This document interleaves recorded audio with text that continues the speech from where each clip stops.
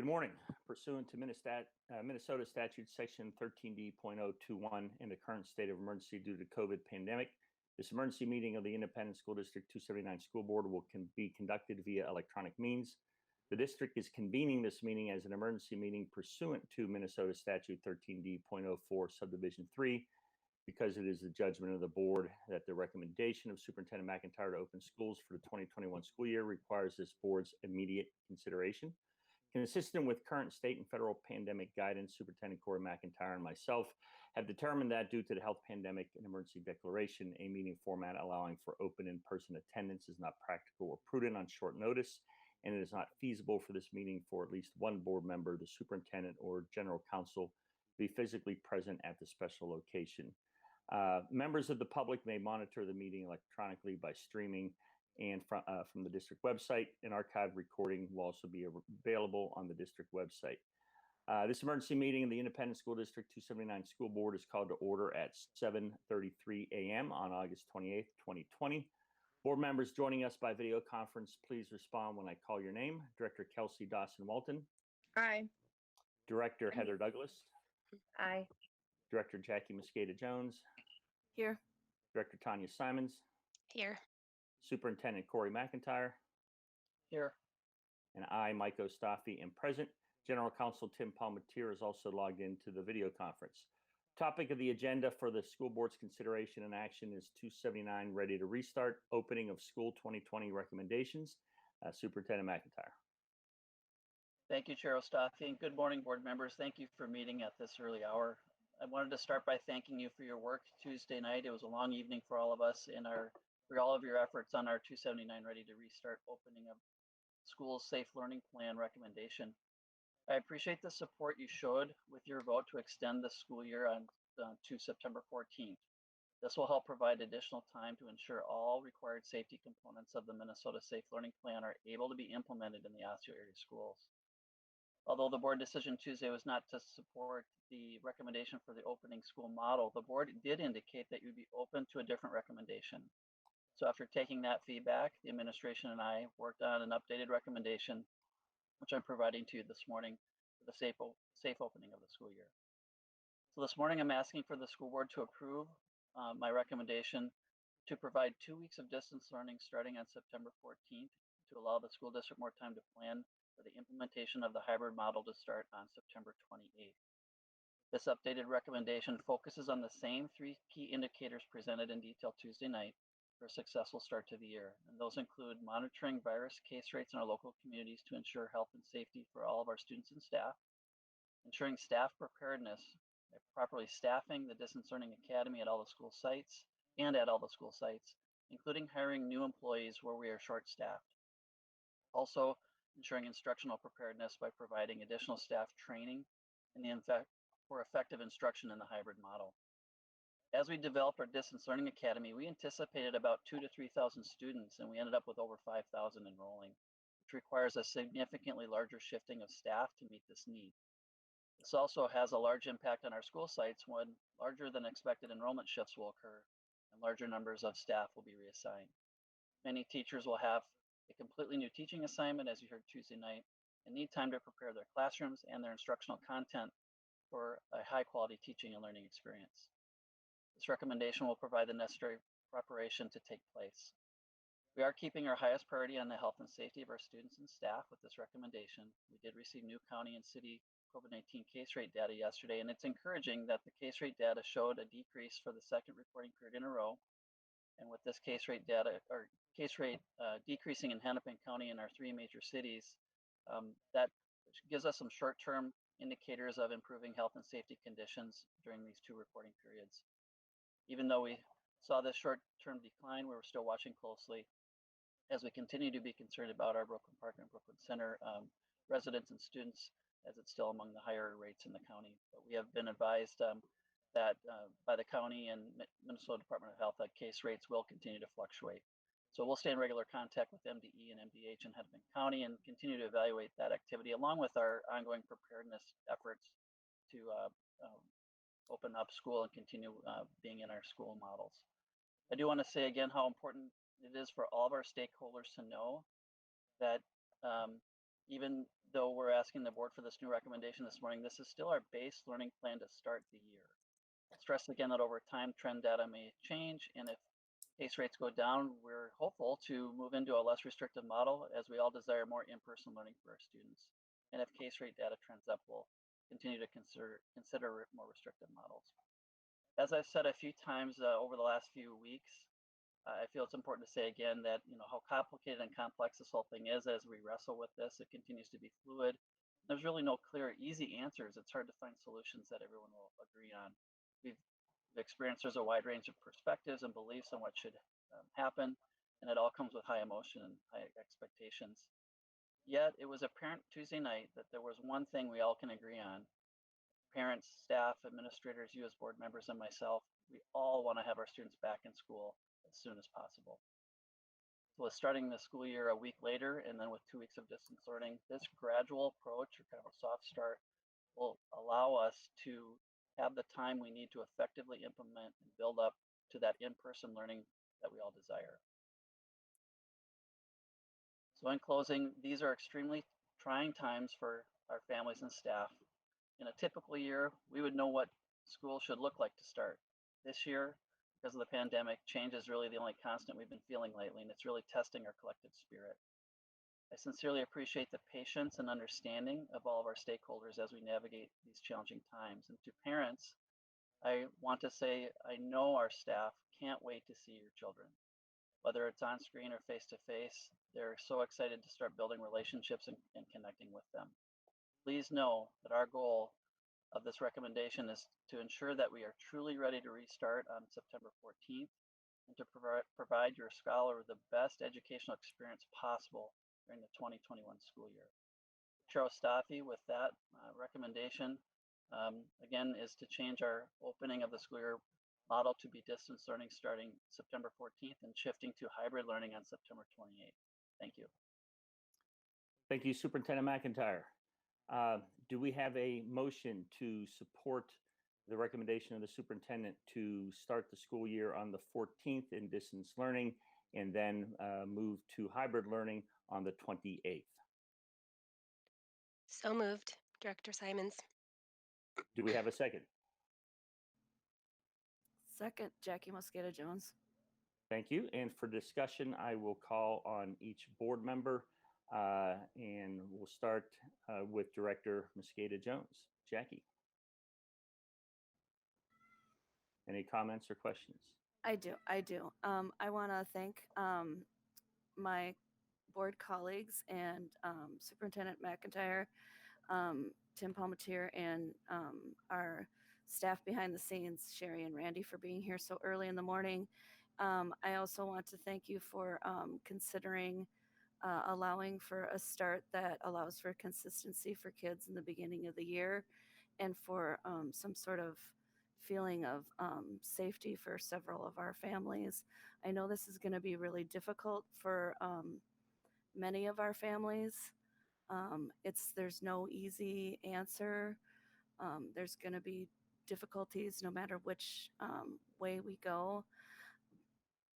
And our students' safety, health, and well-being are at the topmost of all of our minds. Okay, thank you, Director Mosqueda Jones. Director Douglas. Thank you. Can you hear me okay? Yes. Okay, thank you. So yesterday morning, as Corey mentioned, we were provided with the most up-to-date case rate data, which is very encouraging, as it indicates the downward trend in cases. I feel like this good news further enforces that we follow the parameters set forth by the Executive Order 2082 and the Minnesota Department of Health, which indicate that we can safely open our schools in a hybrid model. It's important to note that the communication provided by Hennepin County yesterday morning specifically indicated in bold lettering that we continue to recommend against using city-level data alone to assess COVID-19 risk in the community. I also would like to remind my colleagues that on June 18th, 2020, the Minnesota Department of Health and MDE directed all school districts to begin planning for the 2020-2021 school year, specifically planning for 3 learning models, including hybrid, in-person, and distance. At that time, Governor Walz also wrote, or I'm sorry, after that, Governor Walz wrote, and I quote, "Districts and schools were directed to do this planning because it is imperative. As this pandemic evolves, our schools are prepared to turn the dial in response to any changing environment during the 2020-21 school year. Schools are critical to our communities and impact the physical and mental health, economic success, growth, and development of students and families. Education is a fundamental determinant of health. It cultivates life skills, knowledge and reasoning, social emotional awareness and control, and community engagement. All of these skills serve people over the course of a lifetime. I feel that we have prepared our schools to meet the health and safety requirements that have been put to us, and we should be ready to accept students in our buildings. With that said, I support remaining in a hybrid model. Thank you. Thank you, Director Douglas. Next, Director Dawson Walton. I think that a lot of what was said, we spent a long time, discussing earlier this week, but I do support Superintendent McIntyre's recommendation to begin the school year September 14th and move forward with a distance plus model through the end of September. I hear from like I said, I mean there's so many perspectives out there. It's just I think I have a network of school board directors throughout the state, and I don't think I think this discussion's happening everywhere. But I think the most important thing is to make a decision and move forward, and take the recommendations that are uh, the approach of the recommendations that isn't just numbers, it's based on readiness and safety um, from our administration. And I think that's so important. And as a board, I really believe we have asked very good questions throughout the course of the last, especially 6 months um, around reopening in the fall. And it sounds cliche at this point, but I don't think there's anybody that wouldn't want to be in school. I mean, I don't think that's the question. I but I do want to do it safely. And I want our kids to be safe. I want our teachers and educators to be safe. I want our extended families to be safe. And if there's any indication of moving through the school year in a conservative approach, so that we're able to maintain hybrid throughout the year. We're able to maintain what I feel builds a sense of community, which is our different programmings, whether you're talking about theater or music or student government groups or athletics. I mean, I think that is what builds our school community. And if there's any way that we can ensure that, whatever the approach is, that we can maintain that throughout the year. I mean, that's what I'm looking at. It's a long haul. It's not the immediate, like the right now.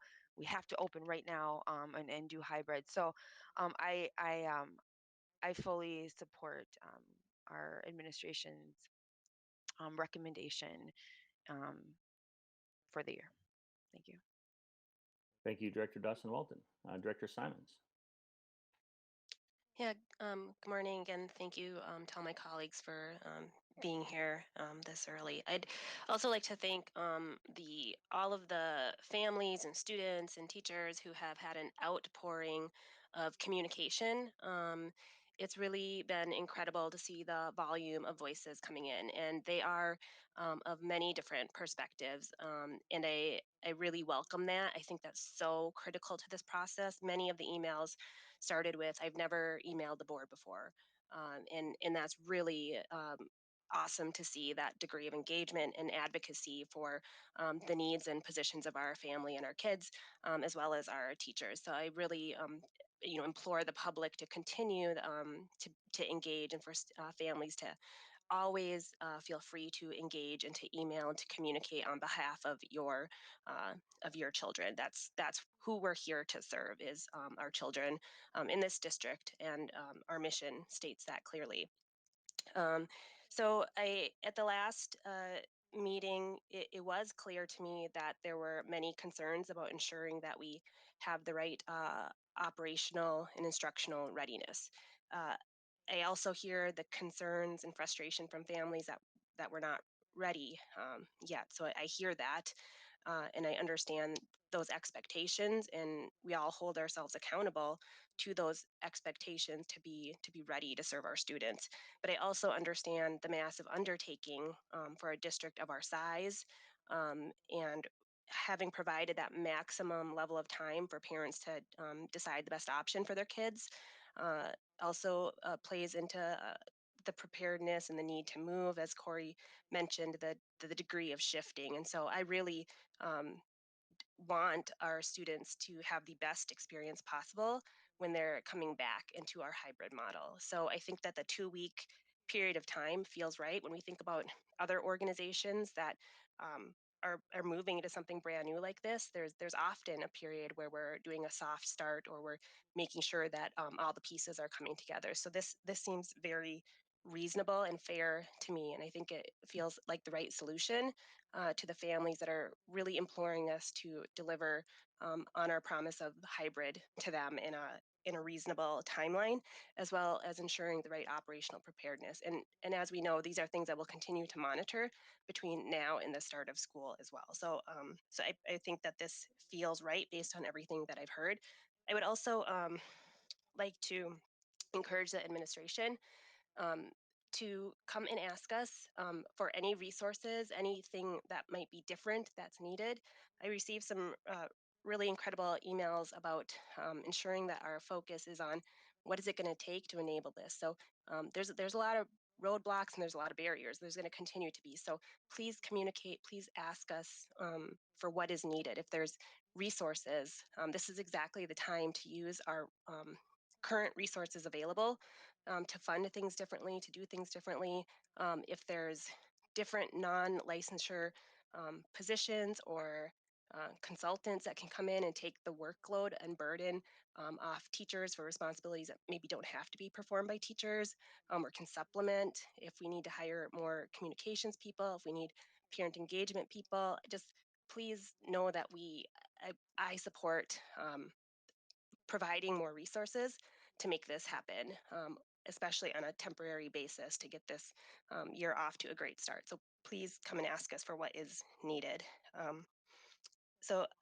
And thank you. I think this is a really uh, good um, good plan for us to ensure that we really have everything we need in place and can offer a good start for our students. Thank you, Director Simons. And Superintendent McIntyre, thank you for listening to the guidance from the board on Tuesday, and working with the team, and discussing with all of us one-to-one of how we can best move forward. And I thank you for doing that. I thank you for working with the staff to come up with something that I think will work, and giving credence to both the need that we do need, because of 5,000 students, and now hundreds and hundreds of teachers are moving around. Some of that additional time, so the teachers can be in the classrooms for 2 weeks preparing the class, but also being able to do the distance learning. And the same thing, same time, giving the parents, the many parents who wrote in, thanking us for going to hybrid and wanting to do it quickly for the needs, the mental health, the social emotional learning, and the general learning of their children. So thank you very much for working with us on that. With that, we can now call the vote. A roll call vote will be taken by the board secretary. Ms. Lincoln, if you could call the vote. Director Douglas? No. Director Mosqueda-Jones? Aye. Director Ostafi? Aye. Director Simons? Aye. Director Dawson Walton. Aye. With 4 ayes and 1 nay, the motion passes. Thank you, Ms. Lincoln. Do we have a motion to adjourn at 7:52 a.m.? Chair, Before I do that, I'm sorry, what was that? I was going to ask Corey if he wanted to say anything. I'll just be very brief. I just want to acknowledge again how challenging the situation is, and everyone's perspectives are so valuable. That's what makes this so tough. I do believe in the end, though, we're all on the same page with wanting to get our students back in school as soon as possible, safely, and our staff instructing safely. And we will continue to work towards doing that more and more every day. Okay, thank you, Corey. With that, do we have a motion to adjourn at 7:53 a.m.? So moved. Chair- Heather Douglas. And do we have a second? Hold on. I think Miss Director Mosqueda Jones was trying to ask something. Is that we kind of moved into the motion? Oh, Jackie, were you trying there- to say something? I'm sorry. Yeah, I just wanted to also reiterate that if there are any resources that you know that you need, I know how incredibly difficult this will be for all of us, and I am concerned about I'm concerned about resources for families as well. So if there are any extra people we can help with emergency care or help with scholarships for care or any of those things, I just want to echo what Director Simons said, and I'm willing to second the motion then. Okay, thank you. We have a motion to adjourn and we have a second. A roll call will be taken by Ms. Lincoln. Director Dawson Walton. Aye. Director Simons. Aye. Director Ostafi. Aye. Director Mosqueda Jones. Aye. Director Douglas. Aye. That is 5 ayes. Motion passes. And we are adjourned. Thank you, everybody. Have a great morning. Thank you.